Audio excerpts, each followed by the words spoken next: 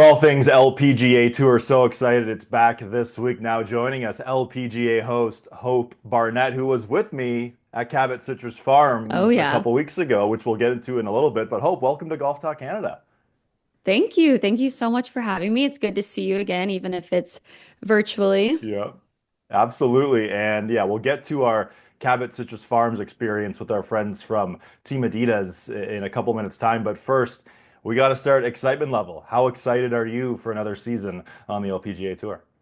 Oh my God, I'm so excited. I cannot believe it's already starting. It's insane that it's this week that we are kicking off. I feel like I was just in Naples at the Grant Thornton Invitational. So I'm so excited. I cannot believe we're about to get started again. But yeah, this is going to be my fifth season, I think, with the LPGA. So ready to see what it brings us. Hopefully some good storylines. Yeah, storylines aplenty. Now, before we get to some of those, just give our audience a sense who have seen your work, whether it's on social media, TV, YouTube, the works. How many weeks of the year are you on the road? Yeah, so it kind of varies each year. This year I'm going to be on the road a fewer weeks, which Hmm. I think might be a little bit nice, but Yeah. last year I was on the road for 17 weeks total, I believe, and we have on the docket this year we have 35 tournaments. So 17 was pretty hefty, and then outside of that I covered most of them remote as well. So it's fun, getting to cover it. So I know pretty much the ins and outs of the LPGA.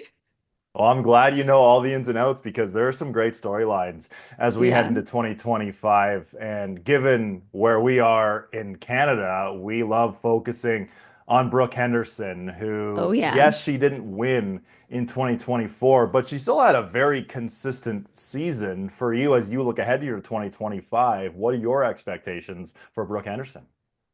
Yeah, I think it's kind of funny because, I mean, most golfers, as you know, they're very hard on themselves. So I think for someone like Brooke, for her to not win, I'm sure, she's probably kicking herself a bit. But like you said, she had a great year. She still had nine top 10 finishes, which is the most of any player on tour in 2024 without a win. And she had three third place finishes, one of them Yep. being a major. So I don't think you count her out. Just because she didn't get a win does not mean her season wasn't successful. So I honestly think she's going to come back with vengeance in 2025, especially when it comes to the majors. So I would not be surprised if we see her get a win, if not a couple of wins, because I think she's ready to go and is, roaring to get out there 100%. And I honestly Okay. can't wait to see it because I love Yeah. watching Brooke play. Isn't she so much fun to watch, right? We in So Canada, fun. she was a hockey goalie growing up. And even I tell a lot of people who are going to a live tournament for the first time, on the men's side, you want to see Rory McIlroy live in person, just Hmm. seeing him hit a golf ball. But on the ladies' side, for me, it's Brooke because of Yeah. her swing, right? Because Her it's swing. unconventional. She takes it so far past parallel, but she certainly bombs it, doesn't she? Oh my God, she bombs it. She is one of those players when I go out and I get to actually, I mean, obviously I watch as much golf as I can when I'm on site, but obviously I'm working. So when I'm out there really getting to just like soak it all in and just how good they are, when I watch Brooke hit driver, I'm just like, oh my God, it's amazing. It's honestly amazing.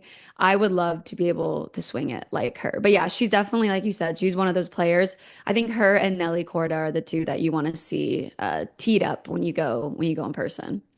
It's funny you mentioned Nelly Corda because Brooke Henderson had nine top tens last season. And if Nelly perhaps didn't have the season she did, Brooke may have had a win or two in 2024. But for Yeah, Nelly, all the victories she had, the most victories in one season by an American in 34 years, one of the greatest seasons we've ever seen crazy. on the LPGA Tour. So, Hope, my question to you is, what can she do for an encore?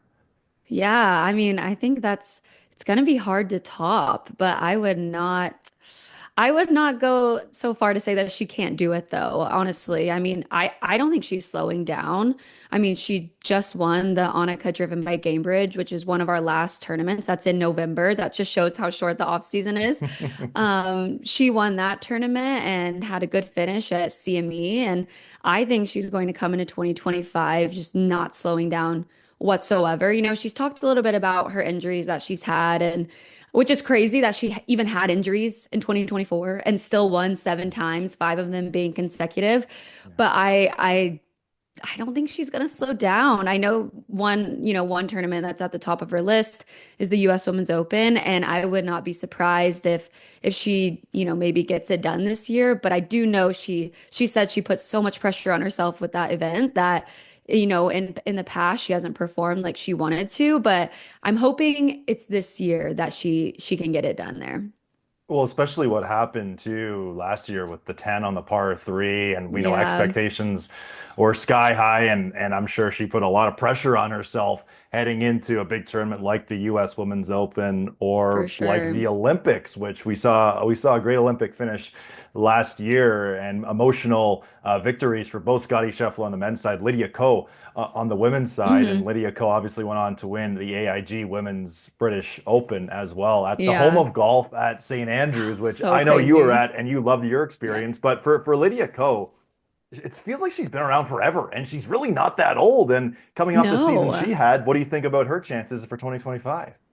Yeah, I've said this before, but Lydia is my age. I'm like, oh no, it makes me feel so bad.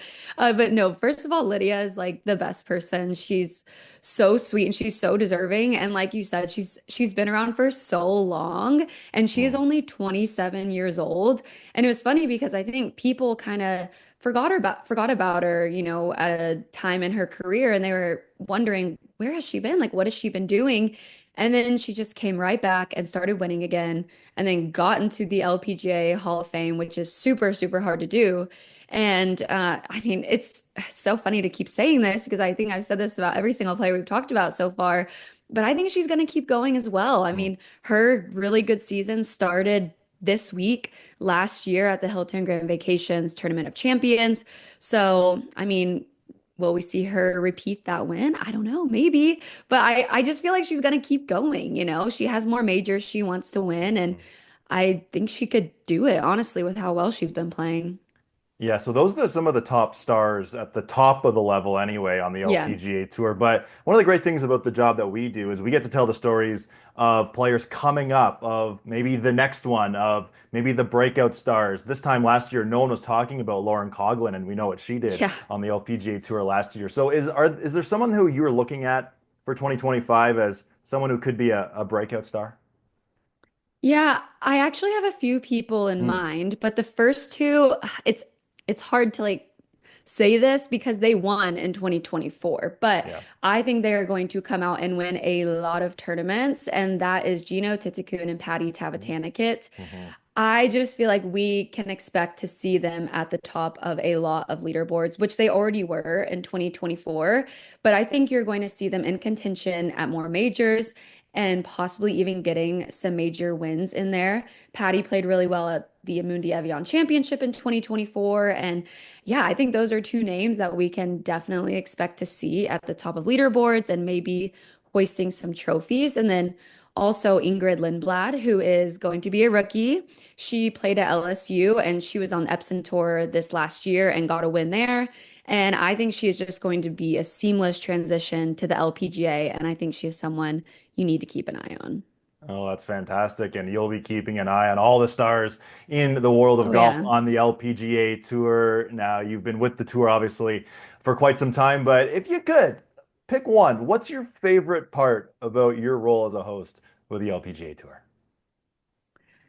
That's a toughie. I think probably my favorite part is just being a part of something that is growing. I Mhm. think that's really amazing being able to play even a small role in that because as you've seen, women's Mhm. sports has been skyrocketing, especially golf.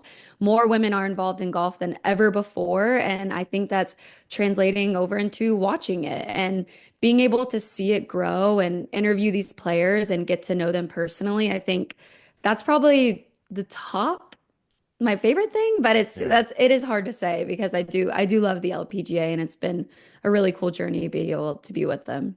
I can only imagine the growth of the game on the Yeah. ladies' side is skyrocketed with purse sizes as well, which is just so great to see, isn't it, Hope? Yeah, it's amazing. I mean, just this next year, or this year, I can't believe it's 2025.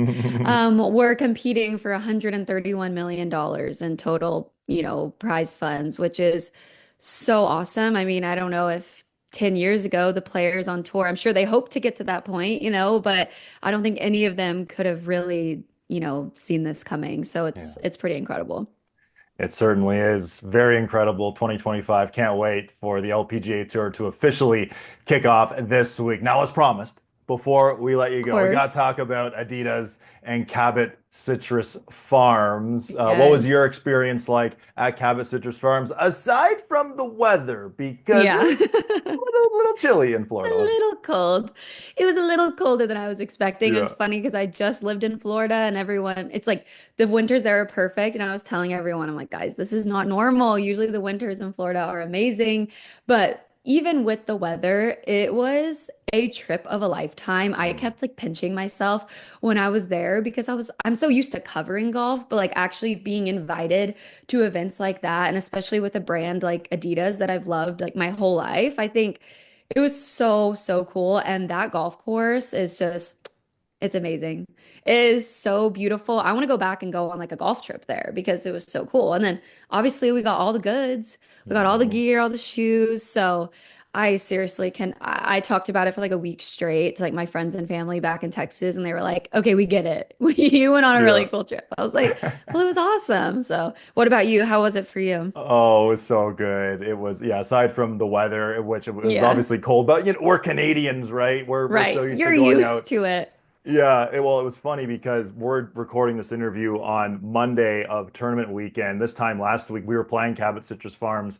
It felt Hmm. like 0 degrees Celsius when we teed off at 8:15 a.m. Today. It feels like 24 degrees Celsius. So maybe we got the wrong end Little of the stick different. timing wise, but I'm so glad you mentioned, or we talked about the weather too, because when I spoke with Mason Dennison, who's the global footwear director for Adidas, Adidas Hmm. Golf, he was talking about how waterproof the Adizero ZGs are Oh and my how I was gosh. interviewing before our first round. And I said, oh, it's probably going to rain today. He said, no, no, this is great. This is how we want to test these shoes. And we got absolutely soaked that day. Oh, we tested them. And we tested them to the limit, and those shoes stayed dry, didn't they? No, they stayed so dry. It was one of those situations where I forgot that they were even on my feet Yeah. because my feet stayed dry the entire time. Like that was the least of my worries. I was a little nervous about wearing brand new shoes to Hmm. walk 18 holes in, and they were so comfortable. Like I want to wear them as like an everyday shoe. They're so comfy. So yeah, 10 out of 10 recommend the Audi Zero ZG. They are phenomenal. And yes, we definitely put them to the test. We certainly did, and we can't wait for our next trip with Team Adidas because they treat everyone so well. We're so Hmm. proud to be members of Team Adidas. Well, Hope, hey, thanks so much for your time today. It was great to meet you at Cabot Citrus Farms. Hope to Yeah. see you again soon. Thanks for your time, and good luck here in week one. Awesome. Thanks so much for having me.